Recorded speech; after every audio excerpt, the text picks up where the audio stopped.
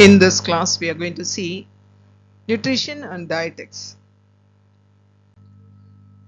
See, what is nutrition and dietetics in the sense? It is a sub-discipline of medicine. It's a science that focuses on everything related to food and its effect on our health and overall well-being.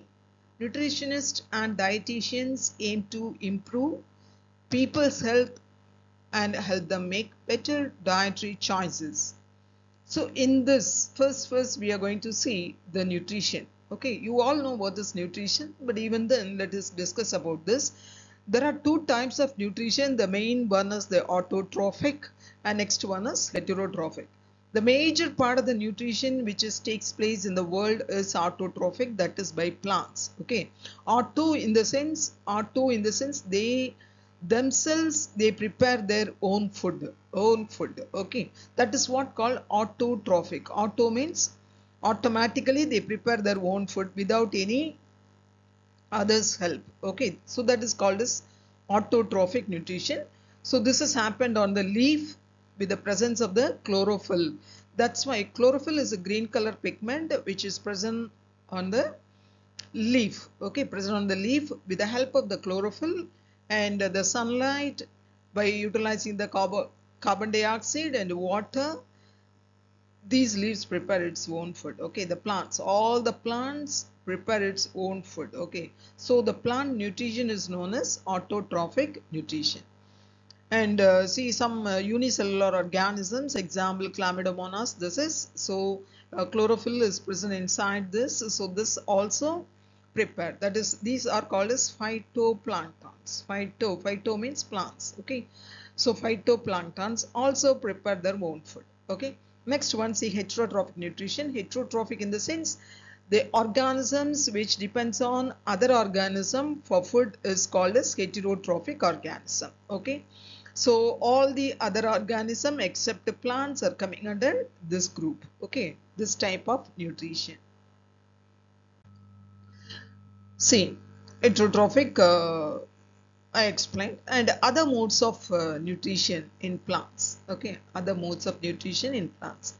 There are some non-green plants which cannot prepare their food. They ready-made food prepared by the plants they utilize. Okay, and they follow the heterotrophic nutrition. They may be saprophytes, parasites, insectivorous plants. Okay, these three we can take the heterotrophic: saprophytes, parasites, insectivorous plants. See, what you are seeing here are the insectivorous plants. Okay, these are the insectivorous plants. This is called as Nepenthes.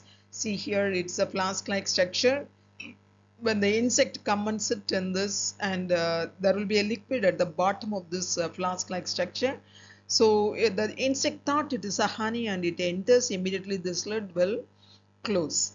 Okay, so that is this part, there will be a digestive juices, so the insect will be digested in that and the plant absorb that. Okay, and this is also one of the insectivorous plant, and this also. Okay, see, you can see the insect which is trapped inside this. Okay, and let us see what is saprophyte. Saprophyte is an organism. They live on or grow on dead organic matter. They produce the digestive systems on the dead matter and change into simple nutrients. Okay, they absorb the nutrients in dissolved form and utilize it. Okay, utilize it, and they just absorb the nutrients from that solution and they grow. Okay, such a mode of nutrition is called as sapropathic nutrition, and those plants are called as saprophytes. Example, mushroom. Okay, mushroom, as well as this bread mold. Okay, you can see the bread mold, they grown like this. Okay, okay. Next one, see parasites. Parasites, Cascata. Cascata, it is an example. They cannot synthesize food material. Why? In the sense, they lack of chlorophyll. Can you see this one, yellow in color, which is hanging on the tree, and here they are lack of chlorophyll. Okay, this Cascata is a parasite. It's a parasite. They live on the trees. Okay, they depend on the trees, and they just absorb the food from the tree and they grow. Okay, so the plants are the host. Next one, symbiotic plants. Okay, symbiotic plants, symbiotic modes of nutrition. What is this? What you are seeing here is called as lichen. Okay, lichen is a combination of algae and fungal. Okay, see, for example, this is fungal filament. Just imagine this is fungal filament. The algal cells are embedded in it. Okay, algal cells are embedded. This algae contains chlorophyll pigment, so they can prepare its own food, and this will absorb the water and give it to the algae, and protection also given by the fungi to the algal cells, and the algae gives nutrients to the fungi. So both are benefited here. Here both are benefited. Why it is looking like green color in the sense? Because of the presence of the algal cells in between the filaments of the fungi. Okay, so this is called as what? Lichen. This plant is called as lichen. So let us see this example. The symbiotic association between algae and fungi is called lichens. Okay, the algal partner is called phycobiont or photobiont. Okay, photobiont, and the fungal partner is called mycobiont. Algae provide nutrition for fungal partner. In turn, fungi provide protection and also help to fix the thallus to the substratum through rhizine. Okay. Here we are going to see the asexual reproduction. What is asexual reproduction? In the sense, without the fusion of the gamete, if the reproduction takes place in the sense, it is called as asexual reproduction. Okay. So how these the small organisms like fungi, algae, they reproduce asexually in the sense it is through fragmentation, soridia and isidia. Okay, you have to keep these names in mind. It is fragmentation, soridia and isidia. I hope you all know that what is fragmentation. Okay, see, for example, this is the filament of fungal or any algal in the sense. See, let us see the spirogyra. The spirogyra cells are arranged like this. Okay, so exactly at this point they detach. Okay, they detach and they form three different algae now. Okay, and each and every segment they grow as a full organism afterwards. Okay, this is called as fragmentation. This is called as fragmentation. That is, the body of the organism split into two or more different parts. Okay, and each part develops as a new organism. So this is called as fragmentation, right? And the next one is soridia. What is soridia? Let us see. See here in this picture, what you are seeing is soridia. Okay, this one is the soridia. Okay, what you are seeing here, the green color as well as the white color, right? The green color is the algal, okay, algal cell, and the white one is the fungi. Okay, the hypha of the fungi. Okay, so you can see here clearly this is algae. The round green color is the algae. It is a single cell algae. Okay, and this is hypha. So they are doing symbiotic life. Okay, symbiotic life in the sense this hypha absorb the nutrients and give it to the algae. The algae will produce the food material, and this supply the food material to the fungal, and fungal give all the other nutrients to the algae. Okay, as well as the protection, right? So this is called a symbiotic relationship between the algae and the fungi. Okay, now how they are reproducing in the sense, this is the thallus. Okay, this part of the body. What is this called? It is a lichen. Okay, algae and fungi together it is called as lichen. Now this body is called as thallus. Okay, and this thallus, there will be a small broken part. Through that broken part, this soridia will be distributed to the various parts. Okay, parts of the area, various different areas. This will be spread. Okay, when it break in the sense, all these soridia, they will be taken away by the air. Okay, when it fall in a right place, then they grow as a new organism. Okay, this is what called soridia. See, you can see here soridia are minute, rounded, powdery, vegetative, reproductive bodies in lichen formed on the thallus surface in peschet-like areas called sorelia. Okay, each soridium consists of few algal cells surrounded by fungal hyphae. Isidia are stalked, branched or unbranched papillate outgrowths formed on the thallus surface. Okay, so Isidia, this is there is no stalk. Okay, Isidia is having a stalk and it grows like that. Okay, so this is called as asexual reproduction. Asexual reproduction. Keep in mind. So Soridia and Isidia are the part of asexual reproduction. Okay. Now, what is sexual reproduction in the sense? How they are undergoing sexual reproduction in the sense? Mycobionts, okay, they undergo sexual reproduction and produces ascocarps. What you are seeing, the red color is ascocarps. The phenomenon by which two different organisms, they live together for mutual help is called symbiosis. The organisms are called symbiont. Okay, these organisms, they reproduce through which one? Sexual reproduction, and this part is called as ascocarp. Okay, ascocarp. Now, next one. See, in this hemosynthetic autotrophs. What do you mean by hemosynthetic autotrophs? Okay, see, for photosynthetic autotrophs, we know that are plants. Okay, they are green in color. They have the chlorophyll. Okay, chlorophyll by using where the chlorophyll will be. Chlorophyll is present in the leaves. Okay, so we all know that it is a green color pigment, and through that, by using the light, okay, sunlight, they produce their own food, isn't it? So this is called as photosynthesis. This process is called as photosynthesis. Then what is hemosynthesis? Hemosynthesis in the sense, instead of photo, okay, instead of photo in the sense sunlight, instead of sunlight, some plants or some organism use chemicals to produce their own food. Okay, so it is called as hemosynthetic autotrophs organism. They themselves, they produce their own food by using some chemicals. Okay, one example, let us see here. It is Nitrosomonas. This is, okay, this is a single cell organism. This Nitrosomonas, they oxidize ammonia into nitrate. Okay, they oxidize ammonia into nitrate. Okay, nitrate, at that time nitrite, actually ammonia into nitrite, you can see here. Nitrosomonas oxidizes ammonia into nitrate.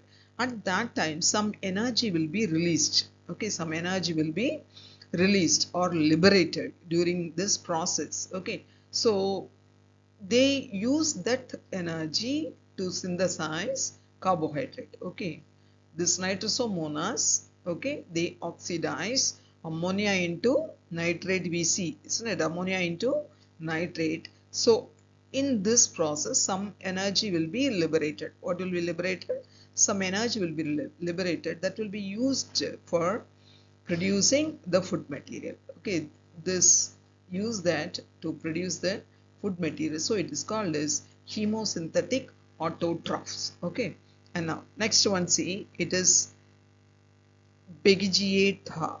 Okay, Begigiata. What it does in the sense, it oxidizes H2S into sulfur and water. Okay, sulfur and water. So during this process, this oxidation process, which will be released, energy will be released, that will be utilized by this Begigiata to grow.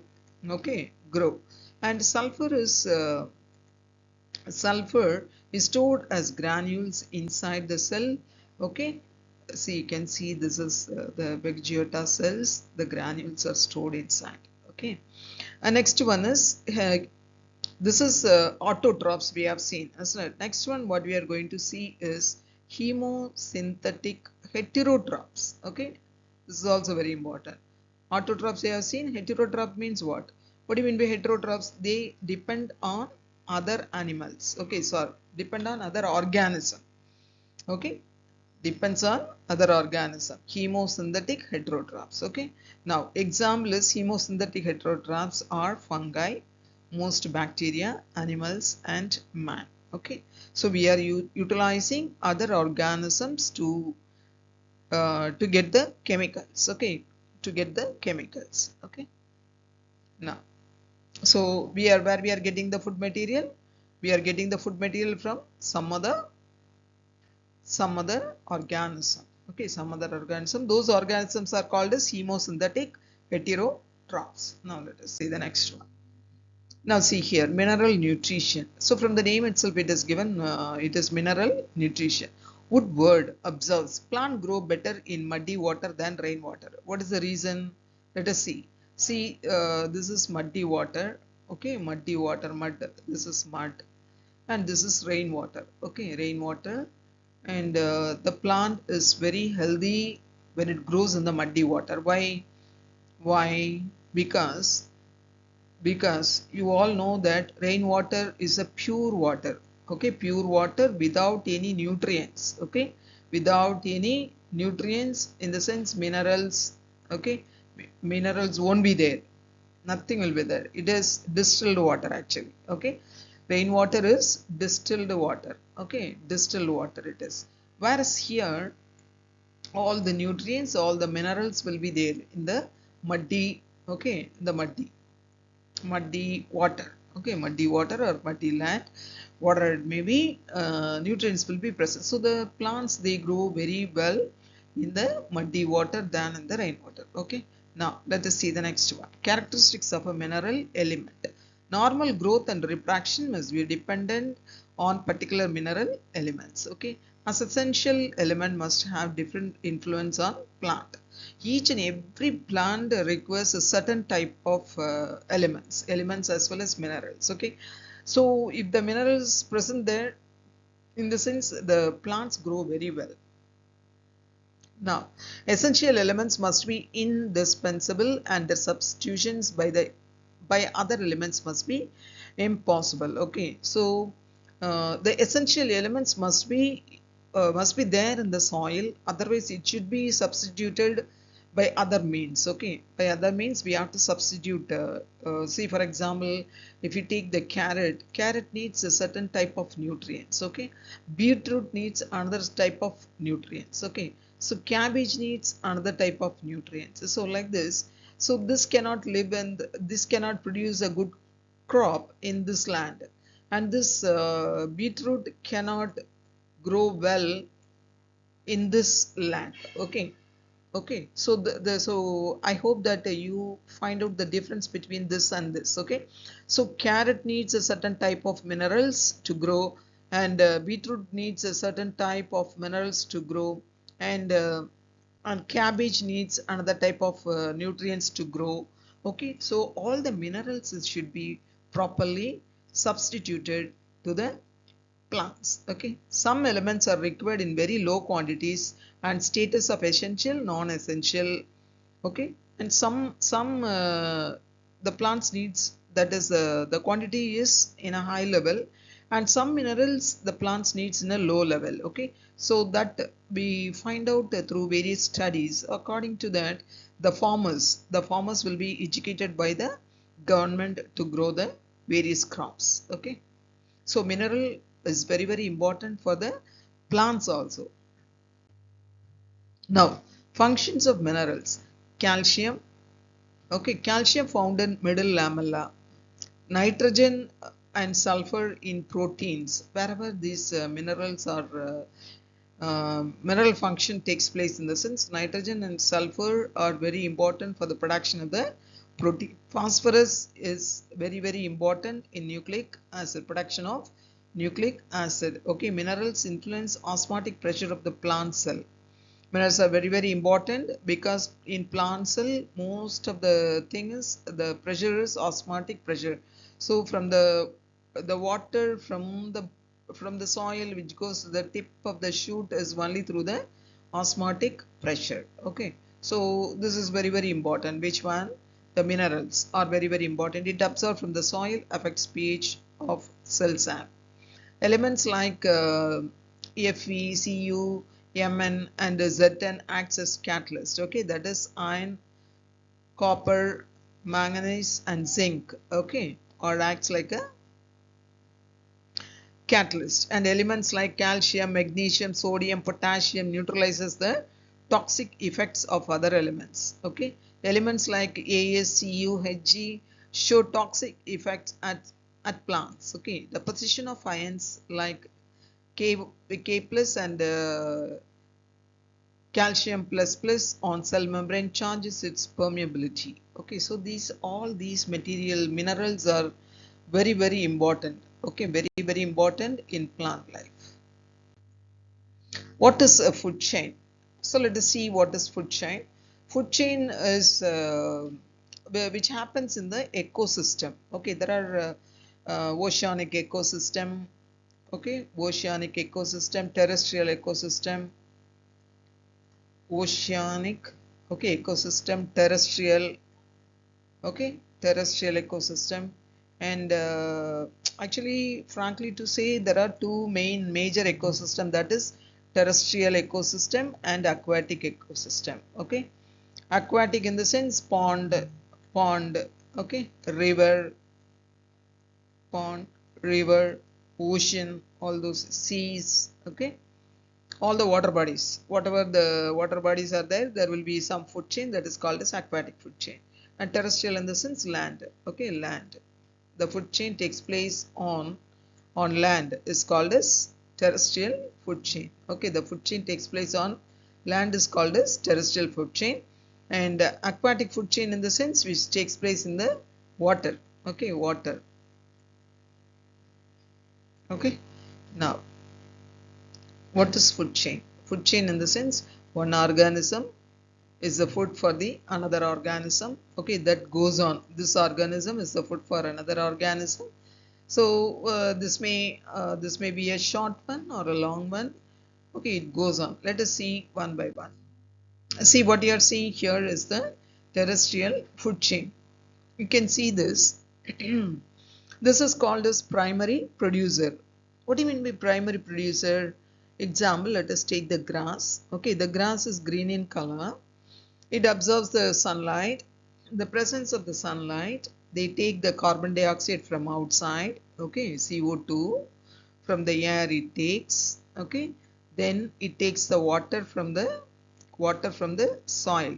Okay, soil, it takes which one? Water, and it produces the food material. It produces the food material. So they are producing, yes, right? So they are called as primary producer. They are called as primary producer. This grass will be eaten up by the grasshopper. Okay, grasshopper.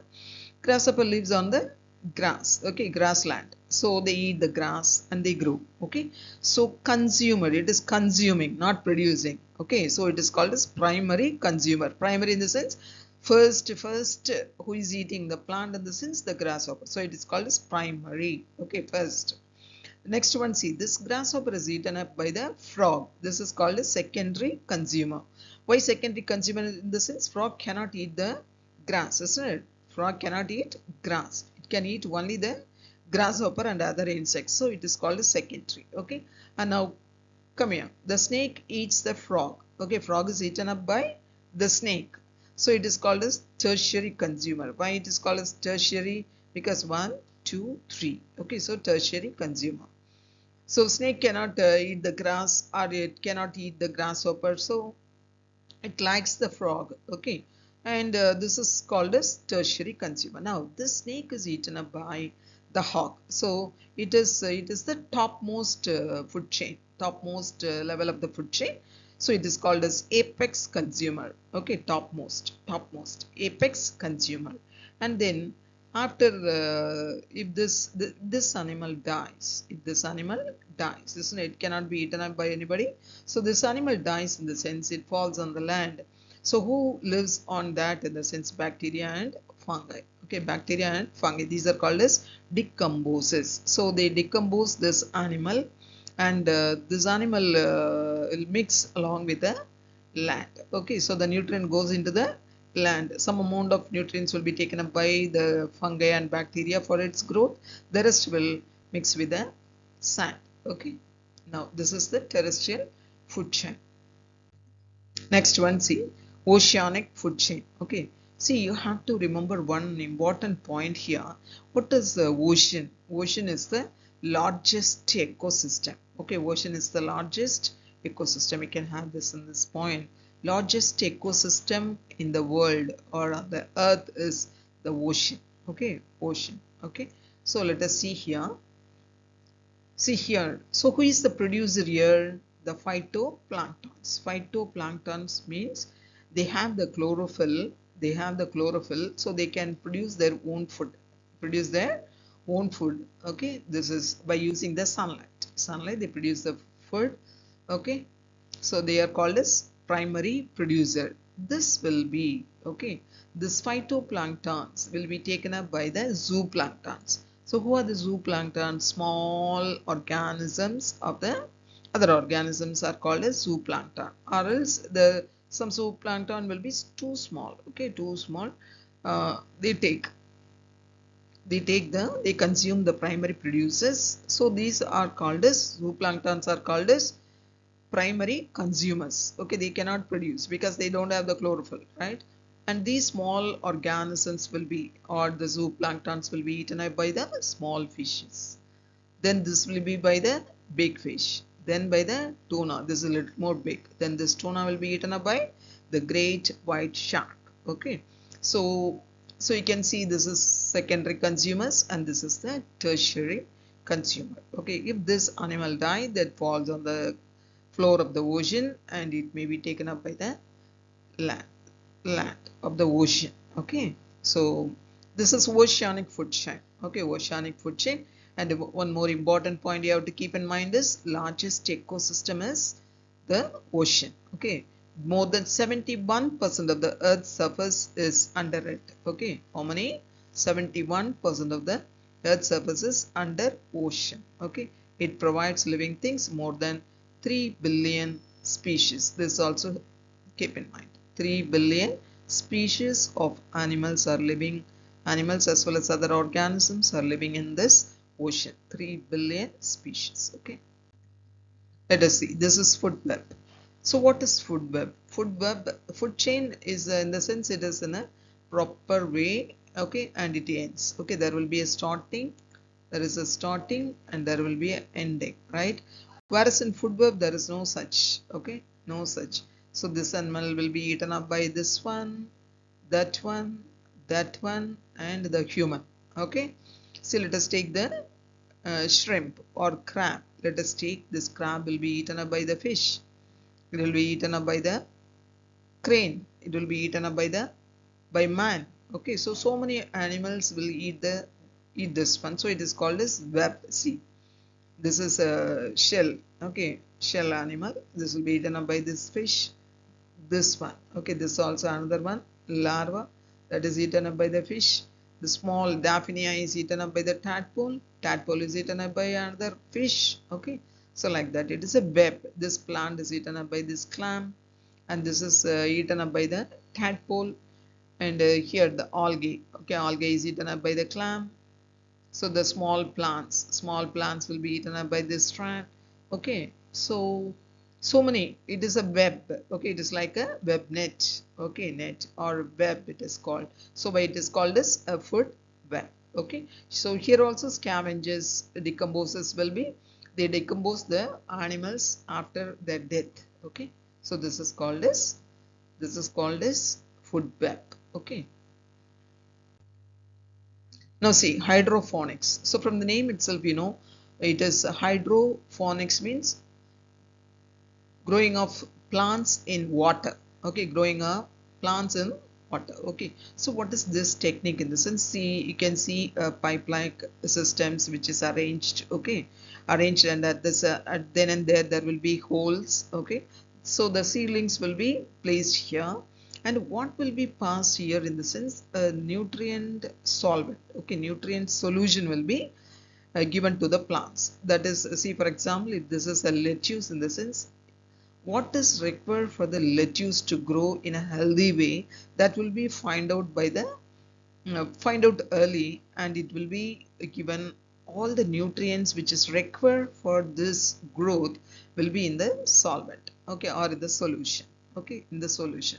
So these plants grow very nicely or very healthy. So the harvest is very nice. Okay, very nice. So this type of hydroponics requires, okay, very less land, as well as there is no tilting, no weeding.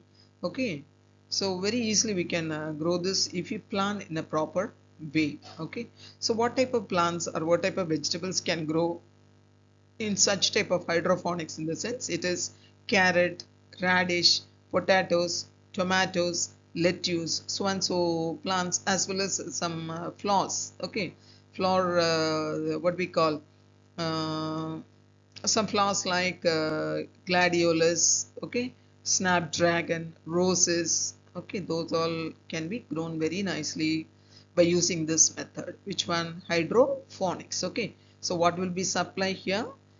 They supply water with all nutrients which are required for the growth of this particular plant. Okay, so advantage. What are the advantage of this one? Let us see. What are the advantage? First one is provide desired nutrient to the environment. Okay, acid base balance easily maintained. Mulching, changing of soil and weeding are eliminated. Proper aeration of nutrient is possible. Labor of watering of plants can be avoided. Tilting is not necessary. So many usage. Okay, so very less amount of labor is enough for this method. Okay, next one, see aerophonics. What is the aerophonics? So you can see the plants are on the air. Okay, on the air. How they get the water in the sense? See inside, you can see now. So there will be moist nozzles will be. Okay, these nozzles, they just spring. Okay, just they spring the solution, nutrient solution into the air. Okay, into the air. That these are the spray. Okay, they are spraying the nutrient solution. These are the nutrient solutions. They are, this mist nozzle is spraying. Okay, so the plants are in the air. The roots are hanging. Can you see? So inside the roots will be, so this nozzles just what, spray the nutrient solution into this, so they absorb those things and they grow nicely. Okay, so all these plants are growing by aerophonics. Okay, now let us see the growth medium in this type is primarily the air. Root hangs in the air and misted with the nutrient solutions and aerosol of nutrient solution. The misting is usually done for every few minutes. This misting will be done, otherwise the roots dry. Okay, so we have to take care in this. Every few minutes this nutrients will be spray. Okay, spray for every few minutes. Okay, next one, aquaphonics. Aquaphonics, what is aquaphonics in the sense? See, you can see here, this is the top layer is planted by the plants, and the inside the tank the fish are there. Okay, fish are there. So aquaphonics, aqua is going on, aquaculture is going on, and plant cultivation is also going on. Okay, they absorb this water, that is this nutrient is sufficient for this plant growth.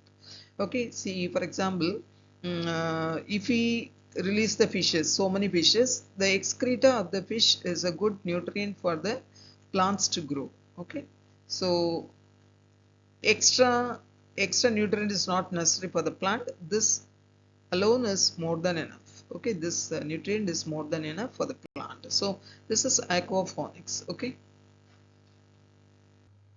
see, biotechnology. Biotechnology is the science of applied biological process. In other words, it is science of development and utilization of biological processes, forms and systems for the benefit of mankind and other life forms. Okay, the term biotechnology was coined by Karl Erke, a Hungarian engineer, in 1919. Okay, this point you have to keep in mind. Okay, the term biotechnology was coined by Karl Erke, a Hungarian engineer, in 1990. Okay, biotechnology has been extended to include any process in which organisms, tissues, shells, organelles, or isolated molecules such as enzymes are used to convert biological or other raw material to product of greater value. Green manure. The next, this topic is green manure. Green manure is obtained by the collection and decomposition of green leaves, twigs of trees, shrubs and herbs growing in wastelands, field burns, etc. Okay, green manure improves the soil structure increases water holding capacity, and decreases soil loss by erosion. It also helps in reclamation of alkaline soils and reduces weed proliferation. It's a manure obtained from uncomposed and decomposed green material derived from leguminous plants. For example, sun hemp, okay, daincha, sesbania. So all this. So what is green manure in the sense? Green manure which is obtained by the collection and decomposition of green leaves, twigs or trees, shrubs and herbs growing in wasteland or in field barns. Okay, those leaves are collected and they put in a pit. Okay, put in a pit and it is covered with the sand or soil. Okay, after few days what happens now? The bacteria acted upon this bacteria as well as the fungi, okay, the decomposes acted on this leaves and convert these leaves into a green manure, okay, organic manure. So these manures will be then dug it and it will be supplied to the or put into the paddy field. Okay, this is called as green manure. So how the green manure prepared in the sense? Green manure are nothing but the leaves as well as the twigs which is cut out from the trees or the shrubs or herbs. Okay, all those things are collected in a pit and just it is covered with the soil. Then after 1 or 2 months later, all the decomposes which present in the soil decompose all the greens, okay, all the waste of that is the plant waste, okay, and it convert into an organic manure. That manure is called as green manure. Okay, this manure is called as green manure. Then it will be dig and just supplied to the paddy fields. Okay, and this is very good for the plants and it produces a very good what harvest we get. And frankly to say, it improves the soil texture. Okay, the green manure improve the soil texture as well as with the retention of water will be more in the green manure. If you put the green manure to the paddy field, the soil texture and the water retention capacity will be more. Okay. Next one, nanotechnology. What is nanotechnology? Nanotechnology in agriculture. Currently, nanotechnology provides different nano devices and nanomaterial that have a unique role in agriculture. For example, nano biosensor is used to detect moisture content and nutrient status in the soil. This point you have to keep in mind. Nano biosensors. Okay, nano biosensors. So what are nano biosensors? In the sense it is used to detect the moist content as well as the nutrient status in the soil. For example, see with this sensor we can find out the status of the soil and we supply which nutrient is necessary for that particular plant. So this will be very useful. Nano biosensors. Okay. Next one, nanotechnology can offer nano fertilizer for efficient nutrient management, nano herbicides for selective weed control in crop field, nano nutrient particles to increase the seed vigor, nano pesticides for efficient pest management. Okay, so the nanotechnology is giving how many different things in the sense nano fertilizers, nano herbicides, okay, then nano nutrient particles and nano pesticides. Let us take the first one. Nano fertilizers are very useful because it is the efficient nutrient which supplies to the plants, okay, or the crops. Then next one, take the nano herbicides. These nano herbicides are the selective weed control, okay, selective weed control, nano herbicides, and the nano nutrient particle which trigger or which increase the seed vigor, okay, nano nutrient particles, and nano pesticides for efficient pest management. Okay, the pest will be managed very efficiently by the nano pesticides. Okay, Then, hence, nanotechnology have greater role in crop production with the environmental safety, ecological sustainability, and economic stability.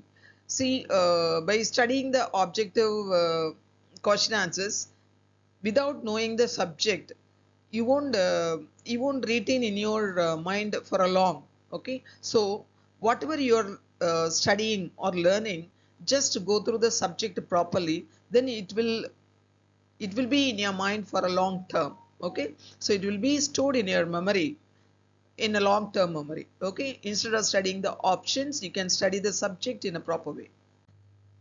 Now, next one is bioremediation. So what is bioremediation? It is defined as the use of the microorganisms or plants to clean up the environmental pollution. Okay, so environmental pollution should be cleaned up then and there, okay, by the microorganisms. So it's an approach used to treat waste, including the wastewater, industrial waste, and solid waste. Okay, and bioremediation process is applied to the removal of oil, petrochemical residues, pesticides, or heavy metals from the soil or groundwater. Okay, so this is called as bioremediation. So some remedy we have to take to remove the pollution from the land, water, and what are the pollutants, in the sense the petrochemical residues, pesticides, and heavy metals from the soil or the ground or on the in the ocean. Okay, so we have to remove. That is called as bioremediation. Biofertilizers. So what are biofertilizers? Biofertilizers are the substances that containing living microorganisms when applied to seeds, plant surfaces, or soil colonize the rhizosphere or the interior of the tent plants and promote growth by increasing the supply or availability of primary nutrient to the host plant. Okay, so biofertilizer means what? The substances is containing living microorganism. This is the point. Okay, which contain the living microorganism, that is called as biofertilizer. When it is applied to the seeds, plant surface, or soil, colonize the rhizosphere or the interior of the tent plant and promote the growth of the increasing the supply of availability of primary nutrient to the host plant. Okay. Biofarming, also known as molecular farming, okay, is the production and use of transgenic plants genetically engineered to produce pharmaceutical substances for use of human beings. This is also called molecular farming or farming. These plants are different from medicinal plants which are naturally available. See here, transgenic plants, right? So what is this transgenic in the sense? It is by using the biotechnology, they remove certain undesired gene. Okay, see, for example, this is the plant. It's a dwarf plant and it is a very strong variety. Okay, very strong variety, but it is very dwarf. Okay, and less yield.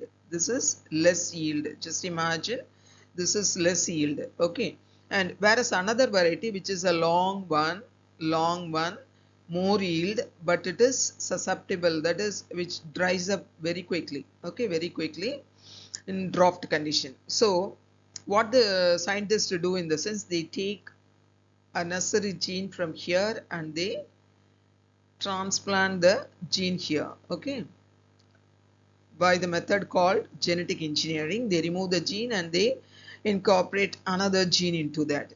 So here what happened, what is the result of this genetic engineering in the sense, they can withstand in the drought condition and they yield more.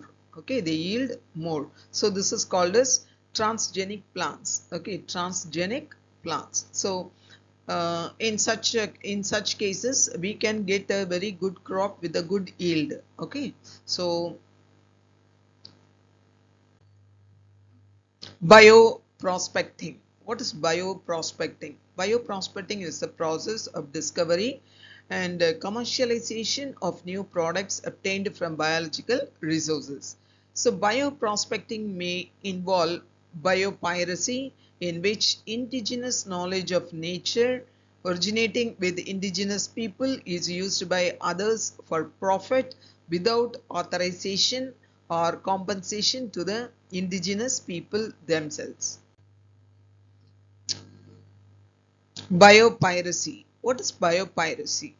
It can be defined as a manipulation of intellectual property rights law by corporation to gain exclusive control over national genetic resources without giving adequate recognition or remuneration to the original processors of those resources. Examples of biopiracy include recent patents granted by the US Patent and Trademarks Office to American companies on turmeric, neem, and most notably the basmati rice. Okay, all three products are indigenous to the Indo-Pak subcontinent.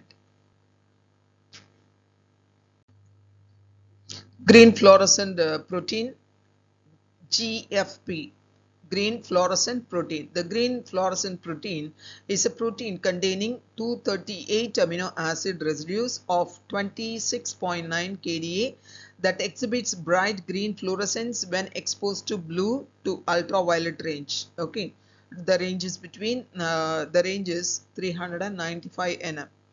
GFP refers to the protein first isolated from the jellyfish Aquaria victoria. Okay, GFP is an excellent tool in biology due to its ability to form internal chromophore without requiring any accessory cofactors, gene products, enzymes, or substrates other than molecular oxygen. Okay, so what this may be a question. So green fluorescent protein.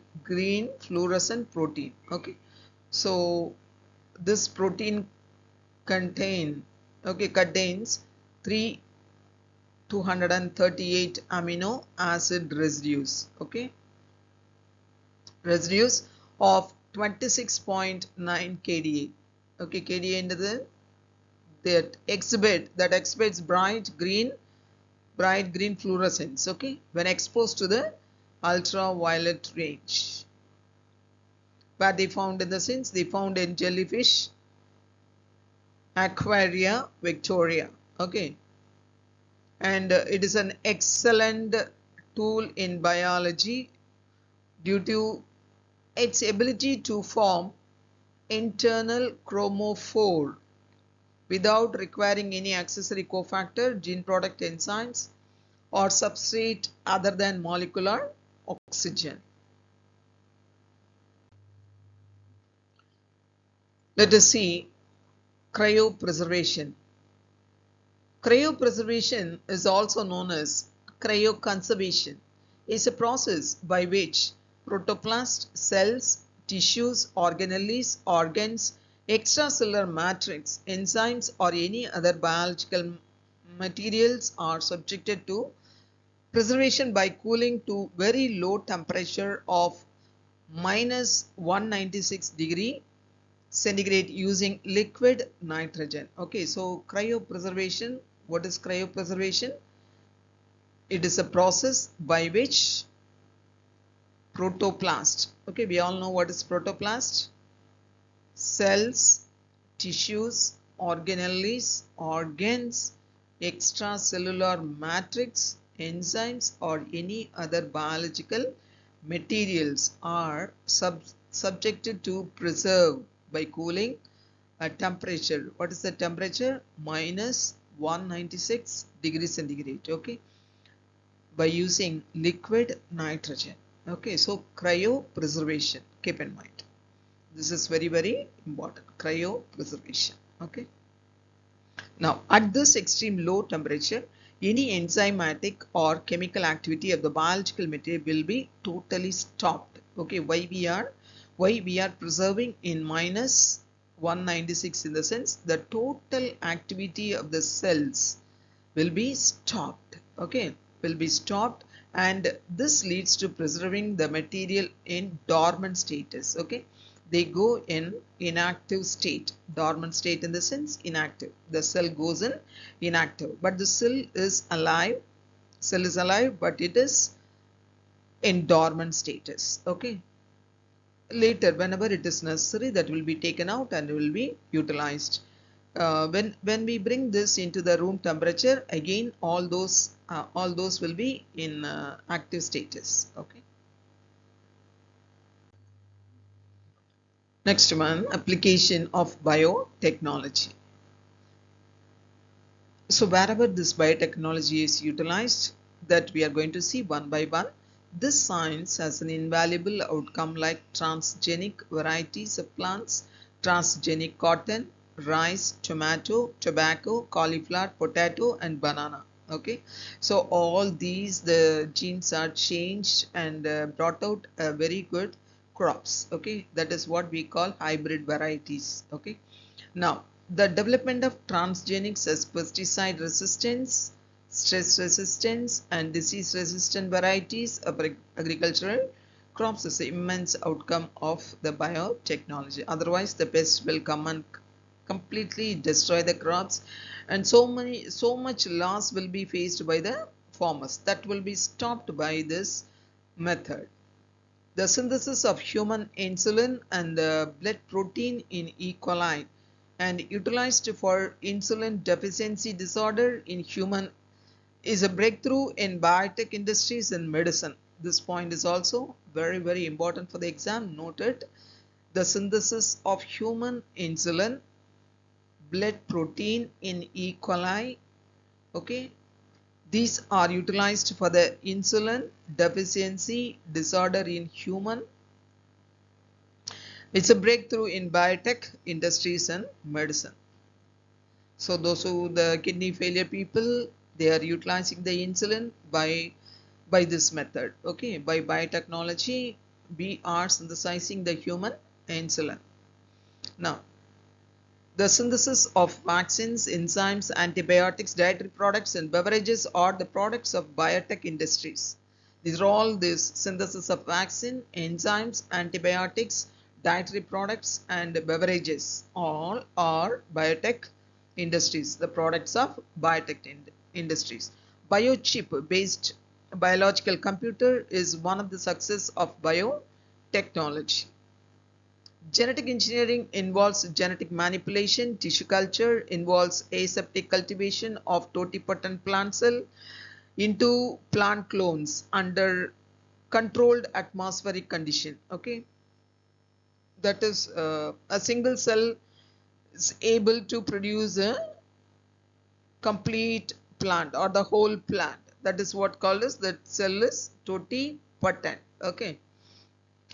So that also brought by genetic engineering. Then single cell protein from spirulina is utilized in food industries. Single cell protein from spirulina is utilized in food industries.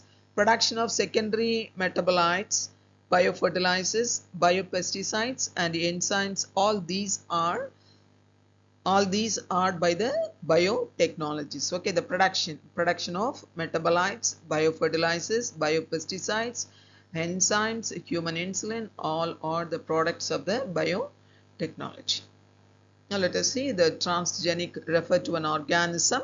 Transgenic means it refers to the organism or cell whose genome has been altered by the introduction of one or more foreign DNA sequences from another species by artificial means. Then it is called as transgenic organism. That organism is completely transformed into another what is that, genetic condition. Okay, or generated in the laboratory for research purposes.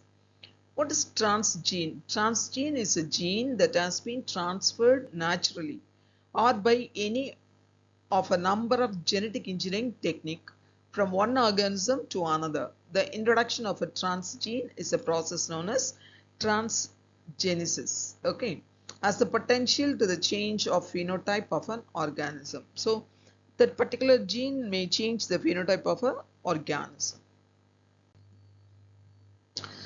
So father of Indian medicines. Who are the father of Indian medicines? Let us see.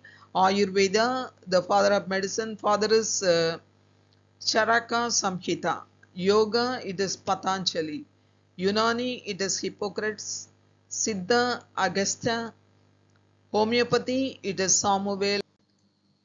Plant growth substances based on the origin and biological activities. Plant growth substances are grouped into three. What are they in the sense? It is growth regulator number one, phytohormones number two, and growth inhibitors. Okay, and growth regulator, it is a hormone like synthetic organic compound. In a small amount, it modifies the growth and development either by promoting or inhibiting the growth. Example, naphthalene acetic acid. Okay, let us see one by one in this class. Let us see the phytohormones. Phytohormone in the sense the hormones which is secreted in the plants are called as phytohormones. So those are chemicals. Okay, so let us see one by one, which is auxin, gibberellins, cytokinins, ethylene, and abscisic acid. Okay, these are the major five hormones. Which hormone? Phytohormones secreted in the plants. Main one is auxin. Next one is gibberellin, cytokinins, ethylene, and abscisic acid. Each hormone has its own function. Okay, and also they differ in function. Let us see the first one, which is auxin. This hormone is present in the seed embryo. You all know what is seed embryo. Okay, when the seed, see just example, for example, I am showing seed embryo. The first developed plant is called as the embryo. Okay, now they present in the seed embryo. The embryo will be inside the seed. When it is put in the soil, then slowly the sprout comes out. That is because of the auxin. Okay, next one, young leaves. It present in the young leaves as well as the apical buds of the meristem. Okay, just if you see a plant, this is a plant, young plant. Let us take, this is the apical bud. Okay, and let me draw the leaves.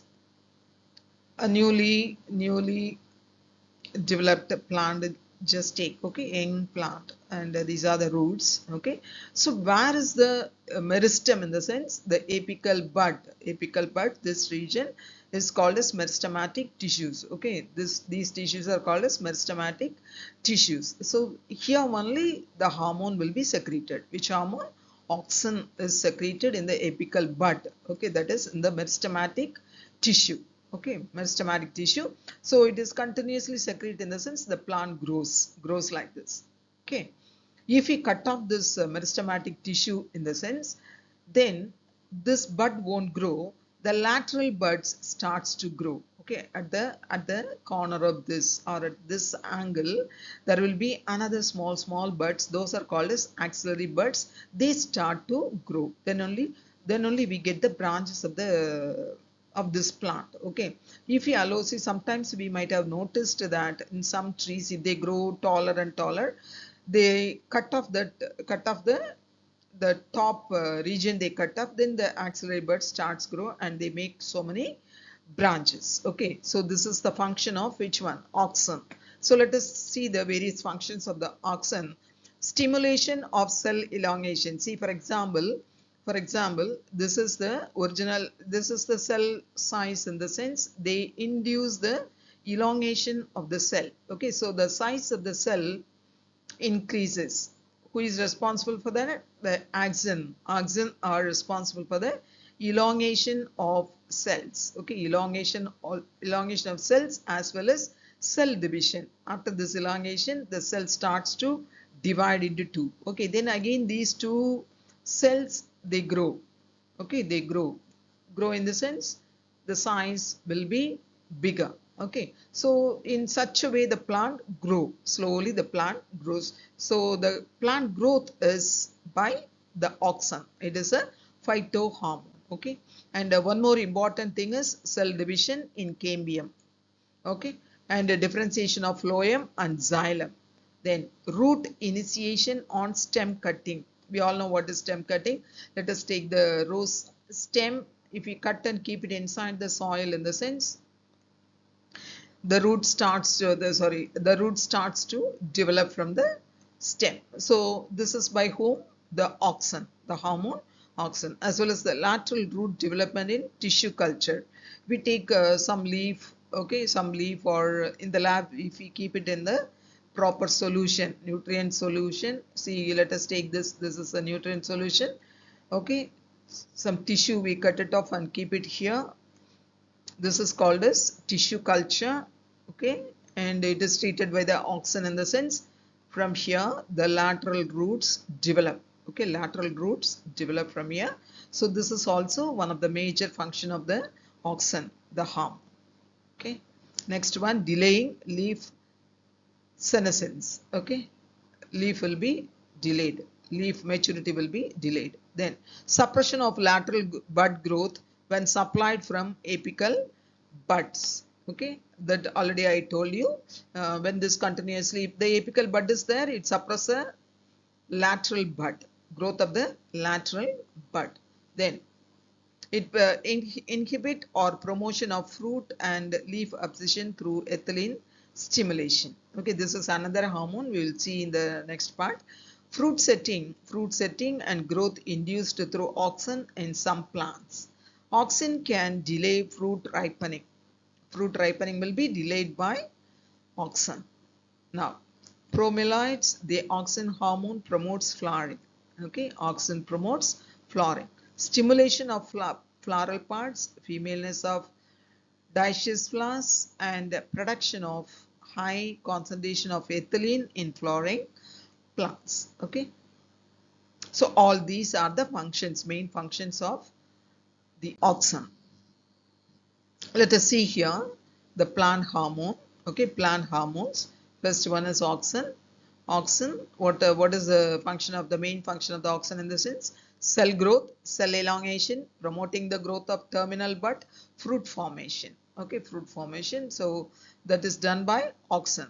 Next one, see cytogenin, cell growth, cell division, and cell differentiation. Okay, and gibberellin stimulates the breakdown of stored food in facilitating germination of sprouting of leaves. Okay, this is by the germination of seed is promoted by gibberellin. Okay, cell growth is by auxin. Then cell growth and cell division and cell differentiation in roots. In roots will be cytogenin. Okay, and abscisic acid, dormancy of embryo, drooping of ripened leaves and fruits. Okay.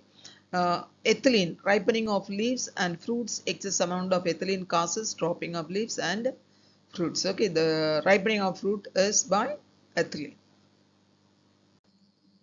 Now, next hormone. First hormone we have seen auxin. Next hormone is cytogenin.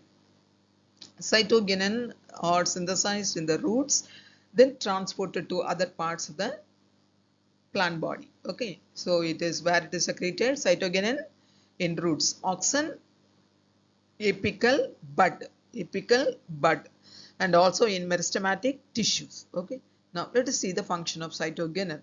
Stimulation of cell division, growth of lateral buds and apical dominance. Where it is synthesized in the root, and it moved towards the various parts of the plant. Okay, and what it is doing? Cell division. Okay, cell division. Let us take, this is a cell.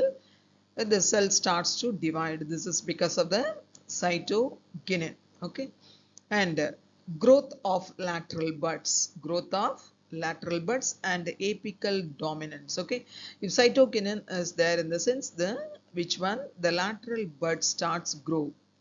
So this tree produces many branches. Okay, this plant produces many branches because of the secretion of the cytogenin and apical dominance. Can you see there is no apical bud growth? Okay, so apical dominance will be done by cytogenin. Now, stimulation of shoot initiation and bud formation in tissue culture. Let us take, this is a tissue culture, and this is the medium of tissue culture.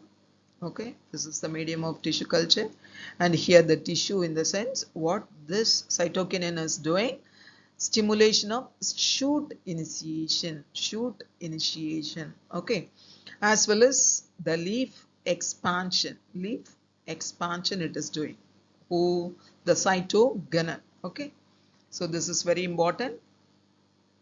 Cell enlargement that stimulates this leaf expansion. Okay, and See, stimulation of shoot initiation, bud formation in tissue culture, and leaf enlargement stimulates the leaf expansion.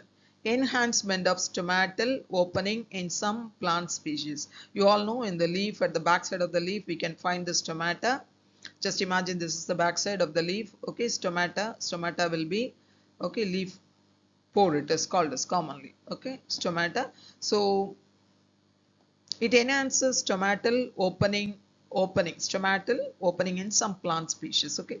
Now, etioplast converted into chloroplast through stimulation of chlorophyll synthesis. So it take part in chlorophyll synthesis also. Okay. Next one, ethylene. What is ethylene? Ethylene is present in the tissues of ripening fruits, nodes of stems, senescent leaves and flowers. Okay, senescent leaves in the sense the mature. Okay, mature, ripened leaf or mature leaf we can say, all old leaf. Now this is the formula of ethylene, C2H4. Okay, C2H4 is a formula, chemical formula for which one? Ethylene. So what are the functions of the ethylene? Let us see.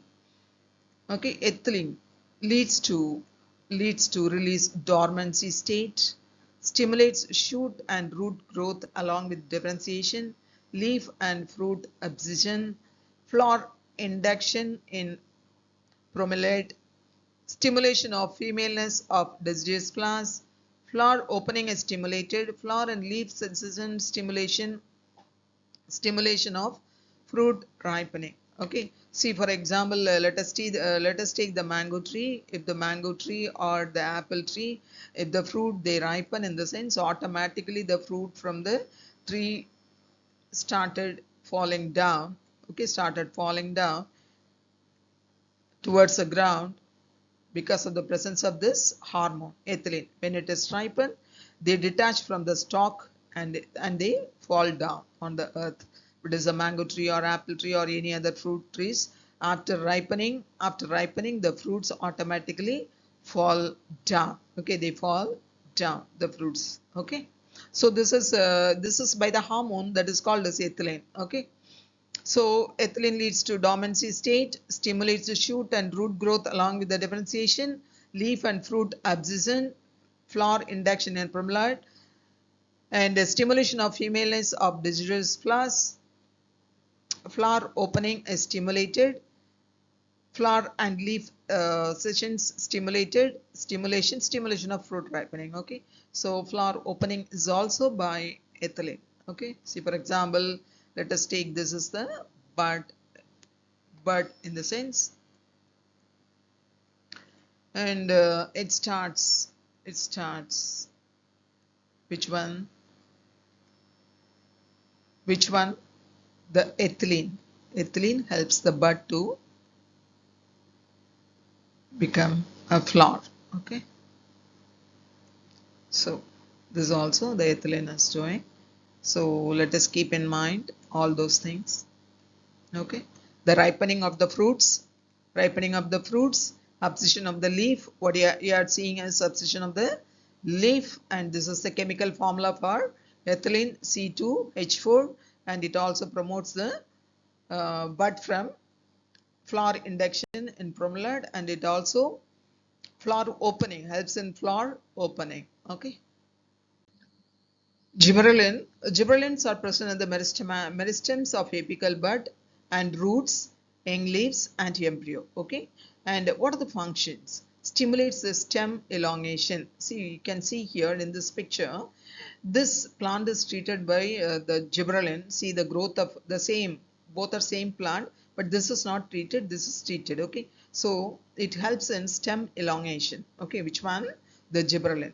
Leads to development of seedless fruits, delays senescence in leaves as well as in citrus fruits, and seeds dormancy in plants that require light for induction of germination. Okay, so main function of this one is development of seedless fruits as well as stem elongation. Okay, that is the main one you have to keep in mind, stem elongation. This plant is not treated, this plant is treated with the gibberellin. So see the growth. Okay, and next one is abscisic acid.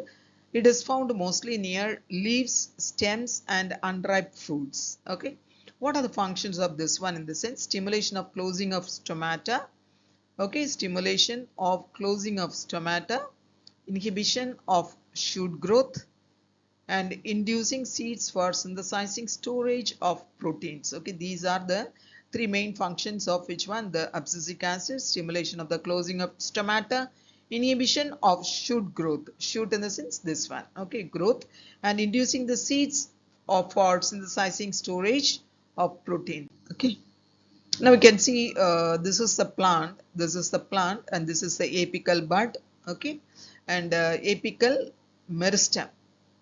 So auxins, cytokinins, gibberellins, okay, are secreted here, and the function of those are what?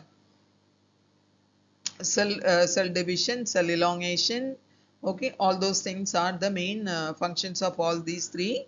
One, and cell elongation is by auxin and gibberellin. Dormancy is by abscisic acid, okay. Then flower initiation is what? Auxin and gibberellin, okay, gibberellins. And fruit formation also auxin, cytokinin. Ripening is ethylene, okay, ripening function is ethylene hormone. And leaf growth is by gibberellins. Senescence is by ethylene, okay, leaf growth is by gibberellin. Leaf senescence is by ethylene, and inhibition of senescence is cytokinin, okay, which reduce the maturity of the leaf or inhibit the maturity of the leaf, okay. And this is lateral bud. What you are seeing here is the lateral bud, this is apical bud, okay, lateral bud. Repression is lateral buds won't grow if auxin secreted from here, okay. So repression is by the auxin released from apical dominance cytokinin. Because of the presence of cytokinin induce the growth of the lateral bud, okay. And stem elongation is by auxin and gibberellin, okay. Now if you come here, roots, in root which hormone? Cytokinin as well as abscisic acid will be secreted in the roots, and they move towards up, okay, but they are secreted in the root, okay. Now see here, this is auxin will be secreted and go towards down. Gibberellins will be secreted and goes down and up. Abscisic acid which is produced down, and it is also distributed various parts of the plant body. And ethylene everywhere, towards all the parts ethylene will be secreted, okay. So these are some very important points, so keep in mind. Now let us see increased plant growth, okay. When the gibberellic acid sprayed, gibberellin is sprayed, what's happening? Increase the plant growth. So what are the plant growth will be increased in the sense increased root growth, okay. Here in the leaf, if you are seeing the cell growth will be, okay, cell growth, this is shown by the cell growth, increased protein content, reduced ROS accumulation. These are all not necessary for you, but just you can go through, okay. Signal induction, slowly the transcription of DNA. And what is this? Enhanced antioxidant defense system, and chloroplast increased photosynthetic pigments. All those things will be happened when we spray the gibberellic acid on the leaf of the plant, okay. If it is not sprayed, in the sense all those things will be reduced. Key points to remember: grey water is reusable wastewater from residential, commercial and industrial bathroom sink, bathtub, shower drains, and washing of clothes, okay. Grey water is reusable, that is wastewater from our residential area collected, and it is recycled, and we can use it for shower drains and washing of clothes. Now, Dr. Verghese Kurran was a founder of National Dairy Development Board and was called the architect of India's modern dairy industry, the father of White Revolution. So, who is the father of White Revolution? Father of White Revolution is Dr. Verghese Kurian. Okay.